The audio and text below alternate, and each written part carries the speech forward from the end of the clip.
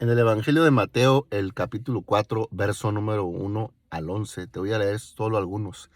Dice que el Espíritu Santo tomó a Jesús y lo llevó y lo colocó en el desierto, justo en donde se encontraba el enemigo. El desierto significa, en una manera simbólica, el lugar del adversario, porque cuando Israel salió de Egipto, también caminó y quedó postrado en el desierto por la mordedura de muchas de las serpientes y por la incredulidad. El desierto hace que uno reniegue, hace que uno se queje, hace que uno desconfíe de Dios, y el desierto es utilizado para ver qué hay en el corazón del hombre, porque no todos fallaron, muchos también pasaron la prueba. Jesús estaba siendo probado porque en el capítulo 3 Dios el Padre le dice: este es mi hijo amado. El enemigo llega y le dijo: si tú eres hijo, y empieza a cuestionar la identidad. Sin embargo, Jesús en ese momento tomó el control y salió avante, porque no tenía que comprobarle nada al enemigo. Él era y es el Hijo de Dios. Pero el enemigo quiere manipular a Jesús. Ese es el problema. No es la tentación cuando él le dijo: ¿sabes qué? Pues convierte las piedras en pan. Jesús podía convertir eso en pan. En los desiertos abundan las piedras. Entonces Jesús fue incitado a hacer algo. ¿Qué fue incitado? La trampa no eran las piedras en pan. La trampa era que él accediera a la voz del enemigo. Porque si Jesús accede a la voz del enemigo, ya Satanás está entrando en su mente. Y no le importa tanto si la piedra se queda como piedra o se convierte en pan, porque es algo que va a alimentar el cuerpo, que es importante, pero él no busca el cuerpo, él busca tu alma, él busca destruirte, él busca robarte la fe, él busca sacarte de la voluntad de Dios, y Jesús tenía que pasar esa prueba, y por eso le responde con la palabra: escrito está, no solo de pan vivirá el hombre, sino de toda palabra que sale de la boca de Dios. En los momentos más adversos y más complicados, más duros de tu vida, la palabra tiene que tener el número uno. La confianza tiene que estar 100% en Dios, no un 99%. Es un 100% para que tú y yo podamos ver la gloria de Dios. El enemigo le ofertó. La tentación es eso, es una oferta que te induce a que la voltees a ver, a que la codicies, te sientes atraído. Y esa es la trampa de la tentación, o la ventaja, la seducción. Sin embargo, para que yo sea tentado, tiene que haber algo en mí, aquí adentro, de lo que está allá afuera. Y en Jesús no había nada de lo que estaba allá afuera. Él conocía que tenía poder para no solamente transformar las piedras en pan, sino para hacer cualquier cosa, porque Él es el mismo Dios. Pero Él no iba a utilizar su deidad ni su poder porque alguien más se lo sugiere. Y este es un principio que en el liderazgo muchas veces no entienden los hermanos cuando llegan a darle ideas al líder o al pastor. No es que el pastor no quiera acceder, es que muchas de las veces ni usted sabe que de dónde viene esa idea o qué quiere lograr con esa idea. El liderazgo que empieza a escuchar a la gente y solo escucha a la gente para complacerla, ha dejado de escuchar a Dios. Sin embargo, el que escucha a Dios no escucha lo que dice la gente negativa. Y Jesús, en este pasaje, demuestra su integridad, su comprensión de su naturaleza humana y su deidad, y reprende a Satanás sin el uso de su poder. Satanás despliega todo su poder y se presenta de una manera que lo empieza a tentar, a probar. Después dice que lo toma, fíjese bien, físicamente, y no sé cómo, pero lo traslada hasta el pináculo del templo. O sea que Satanás, después de hacer eso, lo vuelve a tomar y lo lleva a que vea los diferentes reinos del mundo para ofertarlos. Entonces Satanás desplegó todo su poder, toda su potencia, toda la autoridad que se le tenía permitido, porque es un ángel, y cuando cayó, pues no se le quitó ese poder, solo se maldijo, pero sigue con ese poder. Y es un ángel poderoso, limitado en cuanto a Dios, pero poderoso. Y por eso a la humanidad de Jesús Él la toma y la lleva y la pone y la trae para acá. Y a mí me sorprende esa lucha tan fuerte porque el enemigo demostró toda la iniquidad en contra del Hijo de Dios y el Hijo de Dios supo mantener la calma, la cordura, la esperanza y el dominio propio ante una tentación que nunca le afectó ni en la mente, ni en el corazón, ni en el cuerpo, ni en la necesidad de comer cuando había terminado un ayuno de 40 días. Y por eso el tentador le ofrece lo que él necesita y le dice, tú tienes el poder de hacer esto, vamos, deja de estar padeciendo hambre. Y así el enemigo hace que tú te victimices. Cuando, mira, no te escucha el Señor, pobrecito, estás llorando, estás sufriendo, estás en una prueba muy dura, Dios no ha respondido. Esa es la voz del enemigo, victimizando a la persona que está procesada. Pero así como Jesús fue llevado al desierto, yo tengo mi propio desierto, yo tengo mi propia tentación, yo tengo mi propia adversidad y también tengo las mismas opciones de tomar el control y no que me controle, porque la tentación suele controlar al ser humano, pero no a Jesús. En su humanidad, no a Jesús.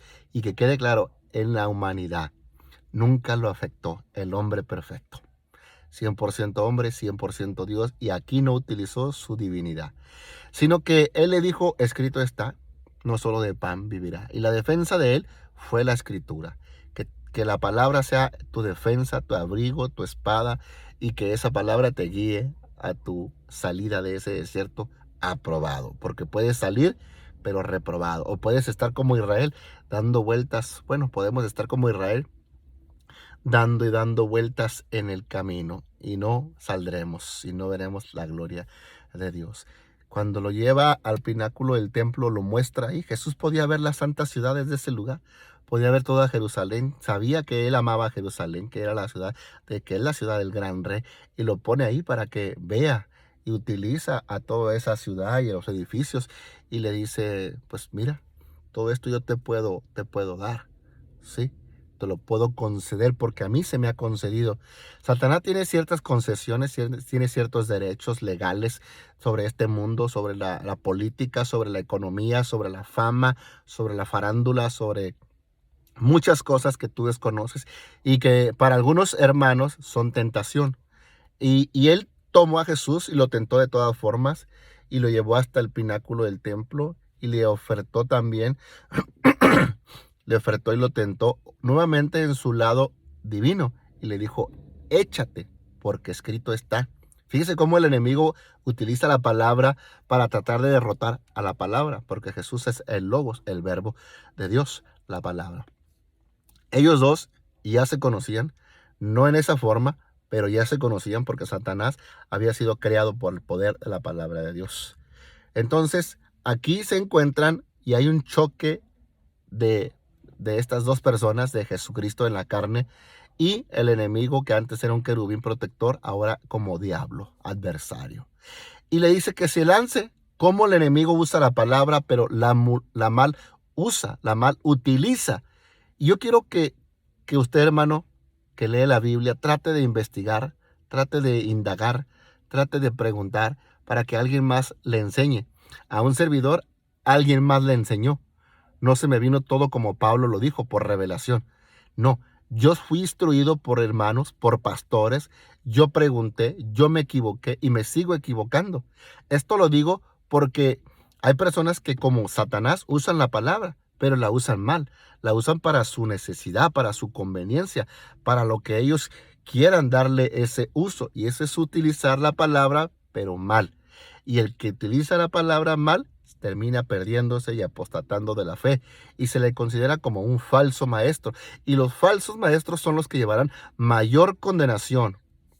Así es que tenga cuidado cuando utilice la palabra, no se vaya a manejar por el yo pienso y el yo siento y el Dios me dijo. No, manéjese por lo que el texto, la historia, su contexto nos dice, por el significado de las palabras, por la interpretación correcta de la Sagrada Escritura, porque si usted no conoce a profundidad la palabra de Dios, la doctrina, no va a poder defenderse, va a ser tentado, va a creer que si usted se avienta, Dios lo va a ayudar. Le voy a recordar un ejemplo que se me viene a la mente.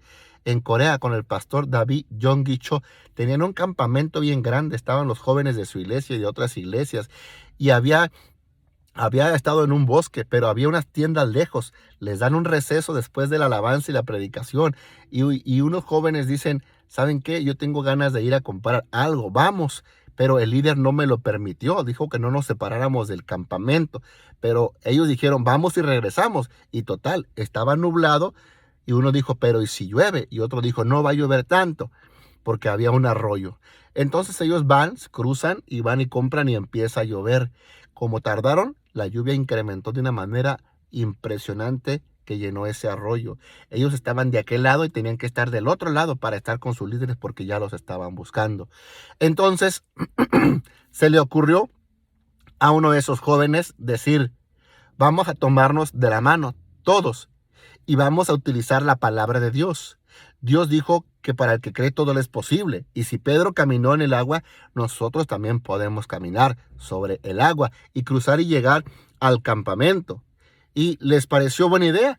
Se hincaron hasta eso, se arrodillaron, se tomaron de la mano, se pusieron de pie y a la cuenta de 3 empezaron a avanzar sobre el río, pensando que iban a caminar sobre el agua y que Dios iba a respaldar ese acto de fe como lo hizo con el apóstol Pedro. Pero ¿cuál fue su sorpresa? Que en cuanto ellos pisan el agua, se hunden y se los lleva el río. Entonces los andan buscando, no los encuentran, empiezan a indagar y como 2 días después, la policía los encontró por allá, parte de la sierra, tirados, muertos, llenos de agua, se ahogaron. Y eso fue una noticia que salió mucho, que golpeó mucho, que hizo mucho ruido en ese país, en Corea. Y decía el encabezado de un periódico, ¿en dónde está el Dios de Pedro? O sea, el Dios que hizo que Pedro caminara sobre el agua. Pero la respuesta del pastor David Yonggi Cho, que fue el responsable del campamento y eran miembros de su congregación, él dijo que a Pedro se le dio una palabra, pero que a estos jóvenes no. Y ese es el detalle, que no utilicemos la palabra para nuestra conveniencia, porque ellos andaban en desobediencia. Si alguien le dijo que no se fuera, pagaron una consecuencia muy grande por una pequeña, pequeña desobediencia. Y es que uno nunca sabe cuándo nos vamos a equivocar o qué nos va a venir. Por eso siempre es mejor estar sujetos a nuestros líderes y a la palabra de Dios. Voy a terminar. Entonces Satanás lo quiso probar con la palabra y el Señor le dijo que no lo iba a hacer. Fue firme, ¿verdad? No tentarás al Señor tu Dios.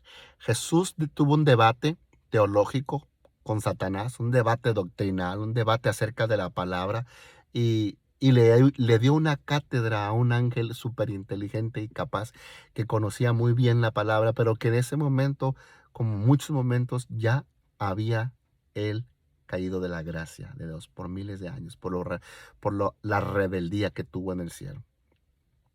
Entonces, cuídate mucho de cómo le des el uso a la Biblia, porque a veces buscamos textos que nos convienen para apoyar nuestras malas acciones o nuestro mal comportamiento y nuestra rebeldía, pero es mejor ser honestos, es mejor ser humildes y aceptar que necesitamos más de Dios. Así es que la última parte donde lo tienta es que lo lleva y le muestra todos los reinos del mundo y le dice, todo esto te voy a dar porque es mío.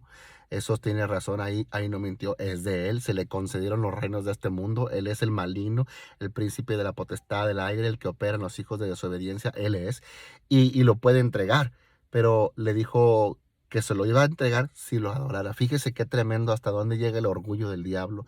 El diablo no se conformaba con destruir a Jesús o tentarlo, él quería que lo adorara. O sea, lo que le estaba diciendo el diablo es que yo soy Dios.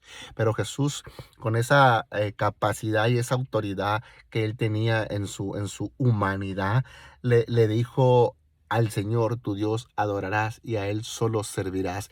Vete, Satanás. Y ahí el Señor profiere una palabra de autoridad y vete, Satanás, es como una reprensión. El Señor reprenda al diablo.